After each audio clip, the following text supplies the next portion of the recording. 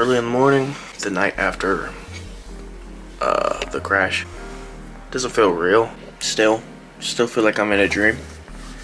The adrenaline is not there anymore. I'm no longer shaking. I know last night I checked the back wheel is camber to extreme because I hit the curve. I ordered some camber arms last night. I have a spare. I have a buddy who has a 350Z who will let me borrow his other spare. Pop both of those right side tires on. Should be able to get it home without hitting the interstate. 50 miles per hour max thing on spares. So, and overall, it'll be fine. I'm gonna take y'all with me. So, see you guys. Taking old reliable today. There is no 350Z. My dad always said, make sure you have two cars if you're working on a sports car because things can happen. You need to have a reliable car. So, if you can hear me, what I'll be checking for is more damage that I couldn't see because when I checked, it was nighttime. And I want to make sure that everything is checked over. I had some realization last night that it could have been my other side rim and all that stuff too. So, I just need to check everything underneath the front that I couldn't check last night, and I'll be good. This is the Z at my buddy's house. Don't want to show too much. I'm sure he doesn't care if I show you his Fox bodies. He's got two over there, but yeah. Front tire, fully deflated. Back tire is just fucked. Looks like I put like extreme camber on it.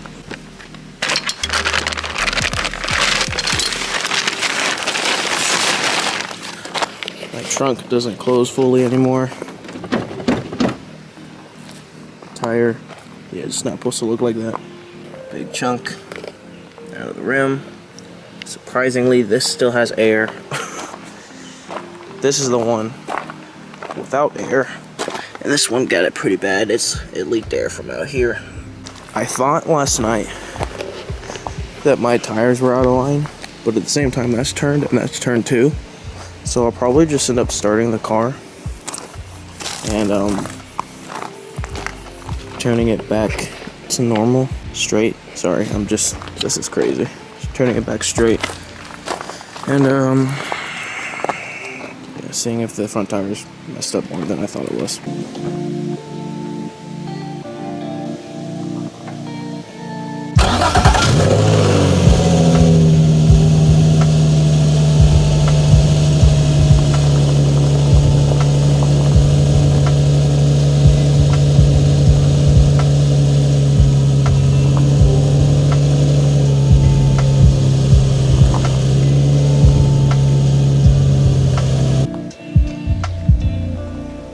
So it actually is not out of alignment. It's straight on the steering wheel, straight right there, straight right there. So that's good. The main reason why I was here today was for this bad boy. I know you probably can't tell, but it's an SD card. My dash cam didn't show up on the app with the crash. Hoping this bad boy will have the crash incident. I mean, just, ooh, look at that tire, dude. You boys wish you were that low. This is a camber arm. I know that for a fact. Camber arm just snapped. Makes sense.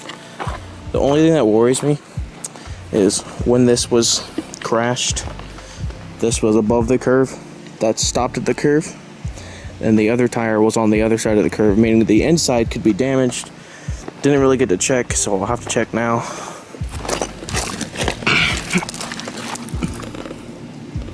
Yeah, she doesn't look hurt. Everything else under here, I know you guys can't see very well, but everything else under here looks fine too. Thankfully, my bumper's not even scratched. Surprisingly, like no damage to my bumper. As far as I can see whatsoever. It does flex, it's always done that. That might have been what saved it today, was the flexing. The worst part of the damage, I won't push on that too much, honestly. You see the rims are fucked, but let's look at it the bright side. These tires were already crazy bald. Hopefully that's a little better for you guys. The tires were already bald, both front ones. I've been trying to replace them. No one's had used tires because I'm getting new rims, but I just needed tires to throw on, so I was trying to get used ones. So that's already done. New rims were already on the way. The only bad part about this whole entire situation is, one, I gotta get home. Two, I gotta fix the camber arm here. My mother's been out looking for trailers, but I think honestly, borrow my buddy's 350Z spare, put my 350Z spare on, don't hit the interstate, 50 miles per hour, hazard lights, and we can get home without having to spend $400, $500 on a trailer. Prices are crazy right now because of everything happening. But yeah, that's the worst of it. I want to figure out what's going on with my trunk as well. My trunk isn't closing. I'm sure I showed you guys that already. Don't know if I broke the lock mechanism inside. It just, oh man. At the end of the day, from what I saw, there was no damage underneath. I haven't lifted it or anything. The exhaust is still good. Everything is good. I need to check under that fender. That's the fender we fixed, if you guys have been an OG of the videos. So yeah, this is what I'm dealing with right now. Sorry, my camera angle kind of sucks. So, put the tarp over just in case it rains. Make sure it doesn't get in there. But came for the SD card mainly, and I'll probably throw in the video of me reacting to what the SD card shows, the wreck. So yeah. So I've just reviewed the footage. I'll go ahead and show you guys now.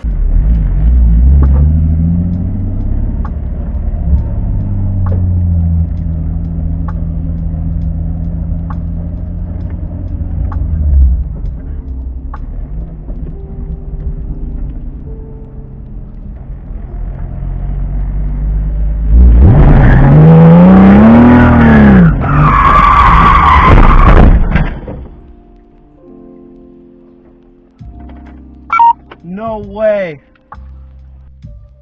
Now that you guys have seen the footage, I'm gonna basically just break it down for you guys real quick. Hey guys, a little bit of an update. It's about 2 days later than from the crash of the 350Z, and we've basically gone detective mode on it. So what I thought I overcorrected, I didn't. The best way to explain this is just by letting y'all listen to this story.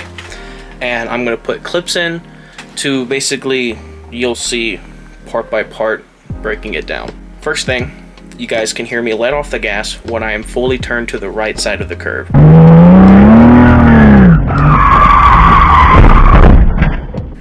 You'll see the left side curve, street, parking lot, right side curve. Once my traction is broke, I pretty much let off as soon as I could, and I'm pointing to the right. That being said, I have an open diff, so my left wheel brakes, right wheel gives all the power.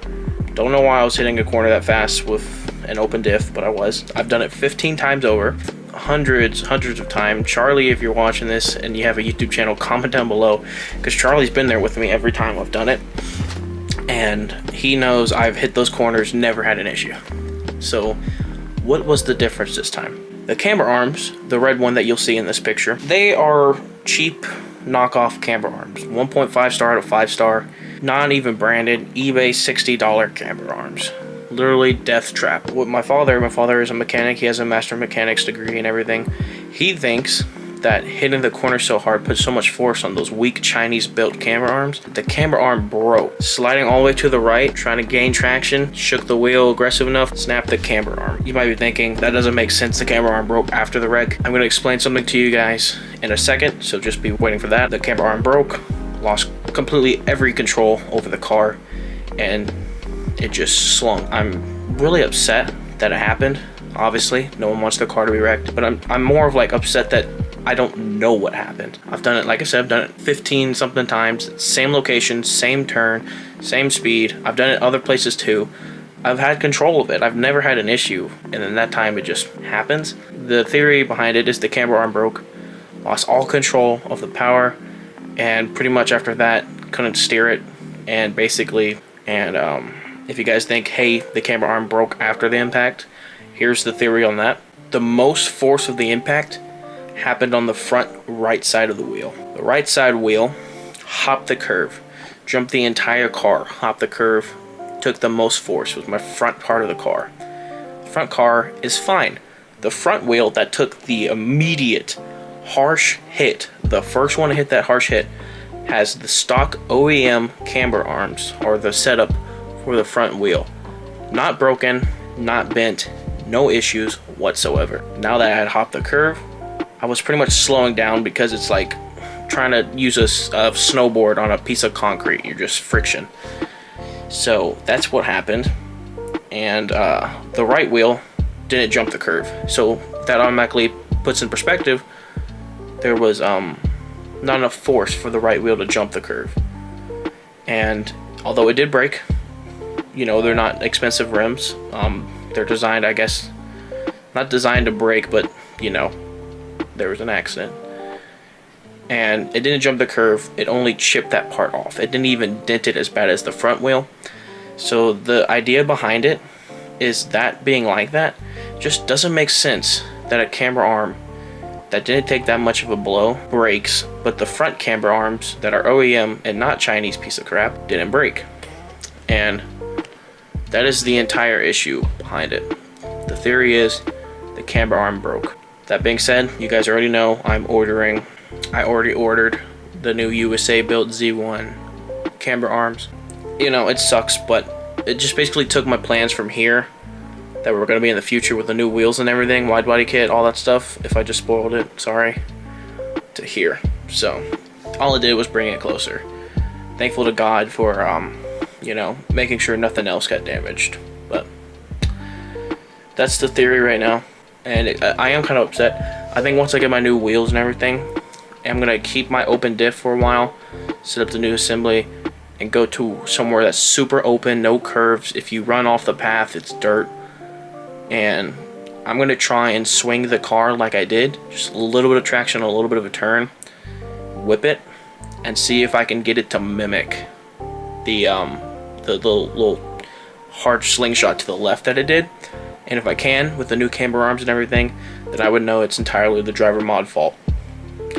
But if I cannot get it to do it again, I would just go ahead and assume that confirms that the camber arm is broke. I'm gonna be safe with it, you know. Nothing I've, you know, put too much work on this car to give up now. So all the comments and everything on my Instagram are like, dude, you've rebuilt this thing once, you can rebuild it again, you can make it even better. People are so supportive, so thank you guys. Sorry for the long part of the video. Hopefully if you're new, subscribe, watch the build, have previous uploads. The build has been going crazy for about a year, so if you want to go check that out, go watch my other videos.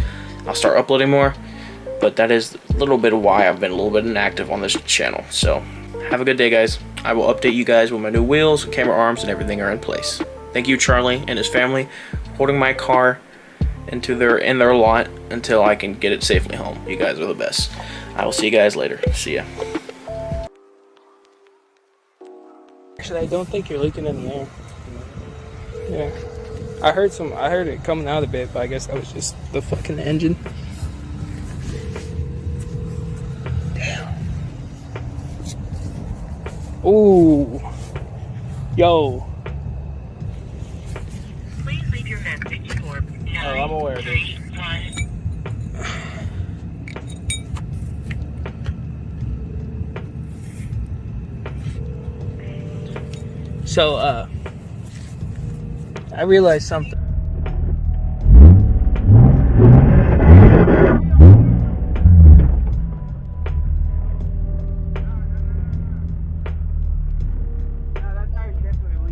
Okay. As long as I got it off the curve.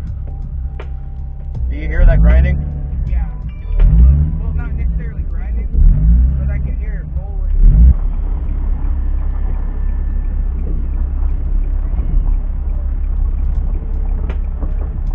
The worst issue was me hoping it wasn't the subframe. As far as I could tell, it's not the subframe. Yeah, I see the other end of it. Right here. Yeah.